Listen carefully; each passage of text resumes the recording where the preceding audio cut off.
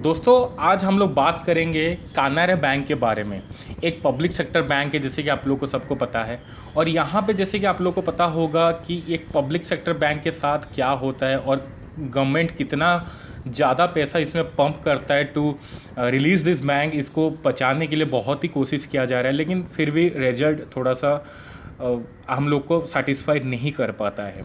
तो यहाँ पे हम लोग बात करेंगे आज कानारा बैंक का डिटेल के बारे में, उसका एनपीए का हालत क्या है और इसमें क्या आगे का ग्रोथ क्या हो रहा है और इसमें हम लोग कुछ एक्सपेक्टेशन करना चाहिए कि नहीं।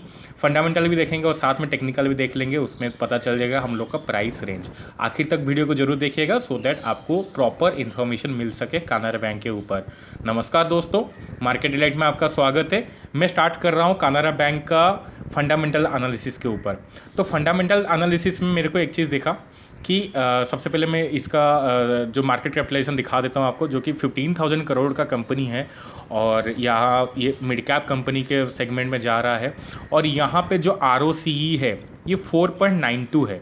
अगर बाकी पीयर्स के साथ आप कंपेयर करोगे तो यहाँ पे अगर नीचे चलोगे तो आपका कानारा बैंक का 5.03 लास्ट 5 साल का ROCE दिखेगा ऑन एन एवरेज। बाकी सबसे ज़्यादा अगर नंबर 1 में अगर आप लोग देखोगे पब्लिक सेक्टर का, तो नंबर 1 में आपका कानारा बैंक ही आ रहा है, राइट। और उसके हिसाब से अगर देखोगे तो आपको जो भी प्राइस है वो आप लोग को ज़्यादा महंगा नहीं दिखेगा, करेक्ट।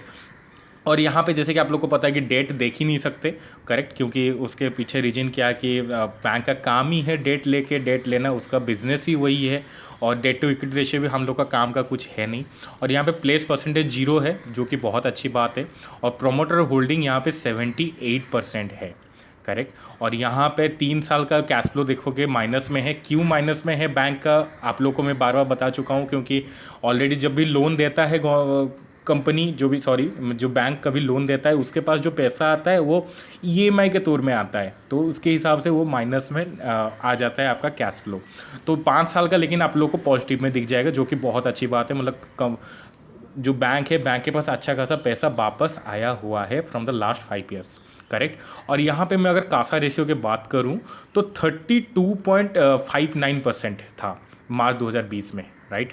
तो यहाँ पे जो 30% था, 30.86 था, जो कि मार्च 2019 में बहुत अच्छा इंप्रूव किया हुआ है, आप लोगों को पता होगा। और ये बहुत अच्छी चीज़ है अगर देखा जाए। और अगर हम लोग एनपीए के बारे में बात करेंगे, नॉन परफॉर्मिंग एसेट अगर बात करोगे, तो मैं आपको थोड़ा सा स्क्रॉल अप करता हूँ। तो मार्च 2020 ये सबसे जो लेफ्ट वाला चीज़ होता है वो सबसे लाटेस्ट है, उसका वाला सेकेंड लाटेस्ट हो गया उसका राइट वाला, ठीक है। तो मैं इसको अगर नीचे जाता हूँ तो आपका ग्रॉस एनपीए दिख जाएगा 8%, ठीक है ना। और जो कि 2019 में 9% था, थोड़ा सा इंप्रूव हुआ है, एनपीए घटा हुआ है, आप लोग बोल सकते हो, मतलब परफॉर्मेंस इंप्रूव हुआ है। और नेट एनपीए के बारे में अगर बात करोगे तो यहाँ पे 5% था, उसको घटा के 4.22% हो चुका है, जो कि आपको दिख रहा होगा कंसिस्टेंटली यहाँ पे 3 साल से माइनस में जा रहा है, मतलब एनपीए घट रहा है इसका, जो कि एक पब्लिक सेक्टर बैंक के लिए बहुत अच्छी चीज़ है। और मेरे को पहली बार कहीं पे दिखा कि पब्लिक सेक्टर में एक रिड्यूसिंग आपका जो भी एनपीए, करेक्ट। तो यहाँ पे बहुत अच्छा चीज़ है, यहाँ पे आप लोग बोल सकते हो। और यहाँ पे अगर प्रॉफिट लॉस के बारे में जाते हैं तो प्रॉफिट लॉस में आप लोग को दिखेगा कि यहाँ पे कंपनी लॉस किया हुआ है, ठीक है। तो यहाँ पे मार्च 2020 में भी आपको लॉस दिख जाएगा, करेक्ट। तो यहाँ पे लास्ट 2018 में भी लॉस किया हुआ था। तो यहाँ पे कंपनी अगर लॉस कर रहा है तो इसको थोड़ा देखने की बात है कि क्या कैसे इसको मेंटेन कर पा रहा है। अगर क्वार्टरली के हिसाब से अगर देखोगे तो क्वार्टरली के हिसाब से अगर यहाँ पे हम लोग आते हैं, जून 2020 में लास्ट क्वार्टर में थोड़ा प्रॉफिट किया हुआ है, बस मार्च 2020 में ये लॉस दर्ज किया हुआ था, करेक्ट। तो ये वाला बहुत भयानक लॉस था, तो इसी के कारण ये वाला जो 2020 में जो रजिस्टर हुआ, जो 2020 में जब एनुअल रिपोर्ट निकला तो वो नेगेटिव निकला, जो कि लॉस में निकला, करेक्ट। तो ये था हम लोग का फंडामेंटल एनालिसिस। अगर रेटिंग के लिए बोलोगे तो 8/10 में दूंगा, करेक्ट। उसके बाद हम लोग सीधा चलते हैं टेक्निकल पे। टेक्निकल क्या बोल रहा है, 5/8/13 का अगर आप लोग ग्राफ देखोगे तो यहाँ पे अच्छा खासा कंसोलिडेशन हुआ है फ्रॉम लास्ट 2 महीना हो गया, राइट। 1 महीना आप लोग बोल सकते हो, 1 महीना 1.5 महीना हो गया, तो अच्छा खासा कंसोलिडेशन चल रहा है। उसके बाद किस तरह ब्रेकआउट होगा उसको जानने के लिए एक बार हम लोग 1 वीक में भी चलते हैं।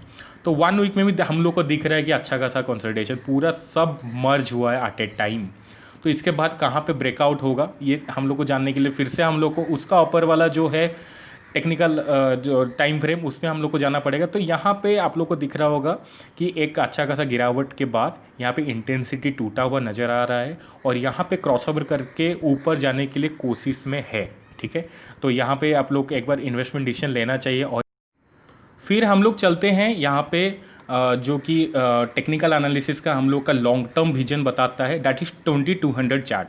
तो 2200 चार्ट यहाँ पे क्या बोल रहा है कि यहाँ पे जब भी 2200 का यहाँ पे नीचे आ जाता है, 200 के नीचे में मूविंग एवरेज के 20 EMA ट्रेड करता है, तो यहाँ पे ऑलरेडी हम लोग को एक नेगेटिव ट्रेंड के देखने के लिए मिलता है। जब तक इसको क्रॉस नहीं करेगा तब तक हम लोग को यहाँ पे कोई मूवमेंट नहीं मिलने वाला और हम लोग कोई लंबा विजन नहीं देख सकते।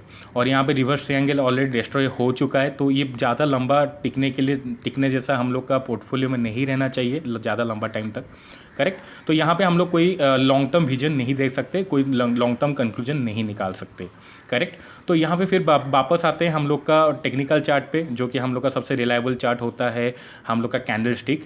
और यहाँ पे आप लोग को दिख जाएगा कि यहाँ पे जब भी 2 रेड कैंडल बना हुआ है और वो रेड कैंडल के बाद इसको ऑलरेडी कवर अप कर चुका है और यहाँ पे 101.62 लेवल का चल रहा है। लेकिन यहाँ पे जब भी ये पूरा रेंज बाउंड स्टॉक है, तो यहाँ पे जब अगर ऊपर की तरफ रेंज बाउंड होता है, इसका ब्रेकआउट होता है और 113 का लेवल अच्छा खासा वॉल्यूम के साथ तोड़ता है, देन आप लोग को एक अच्छा खासा मूवमेंट दिखने के लिए मिल सकता है। एक साथ वो 136 लेवल भी टच कर सकता है। करेक्ट, तो ये वाला हम लोग का एक बार हम लोग के याद करने टाइप चीज़ है, जो कि 113 लेवल को पार करना है और 136 लेवल को टच करना है। ये वाला आप लोग को नोट डाउन करना है। करेक्ट, फिर हम लोग चलते हैं डाइवर्जेंस में। आज सच कोई डाइवर्जेंस नहीं बना हुआ है जैसे कि आप लोग को दिख रहा है, और यहाँ पे जैसे कि कोई भी बुलिश डाइवर्जेंस या बियरिश डाइवर्जेंस लॉन्ग टर्म के लिए भी हम लोग को नहीं दिख पा रहा है।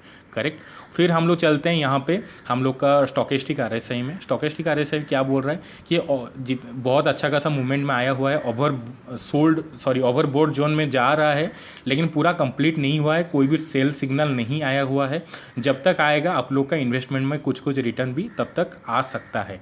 और यहाँ पे आप लोग को जैसे कि पता होगा कि जब भी ये अच्छा खासा ओवरबोर्ड जोन में आता है तो अच्छा खासा टाइम यहाँ पे गुजरता है, तब तक आप लोग का स्विंग ट्रेड में अच्छा खासा प्रॉफिट आप लोग कमा लिए होंगे।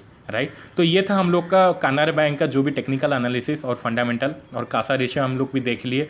और सबसे अच्छा मेरे को लगा यहाँ पे नेट NPA यहाँ पे घटा हुआ है, ग्रॉस NPA भी घटा हुआ है।